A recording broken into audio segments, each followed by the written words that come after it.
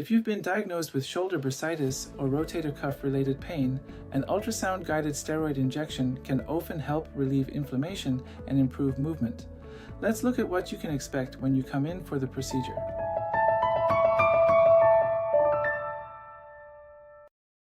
The shoulder bursa, also called the subacromial bursa, is a small fluid-filled sac that lies on top of the rotator cuff tendons. Both the bursa and the rotator cuff tendons can become inflamed due to repetitive overhead activity, poor mechanics, or age-related changes. This typically leads to pain when lifting the arm or reaching behind the back, and sometimes referred to as shoulder impingement.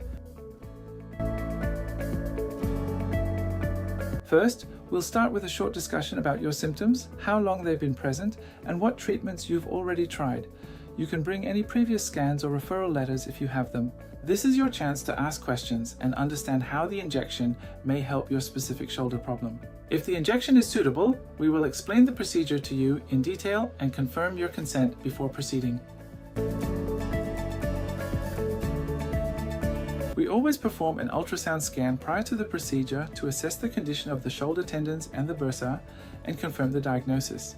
The procedure is always done using strict aseptic technique to prevent infection, so the area is cleaned and sterile gloves, sterile probe cover, and drape are used to prepare the area. Under ultrasound guidance, a mixture of corticosteroid and local anesthetic is gently injected into the bursa. A steroid injection is usually highly effective in reducing the pain and inflammation associated with bursitis or rotator cuff tendons inflammation.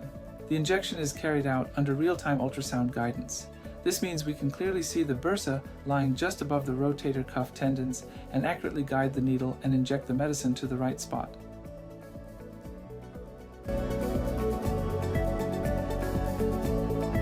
The procedure itself usually takes only a few minutes. You'll be observed for a short time afterward, and then you can usually go home. Most patients begin to notice improvement within a few days as the inflammation settles. For the first 48 hours, avoid heavy lifting or strenuous activities to allow the steroid to settle in. A shoulder bursa injection is a safe procedure that we routinely do. Complications are uncommon, but we always mention them.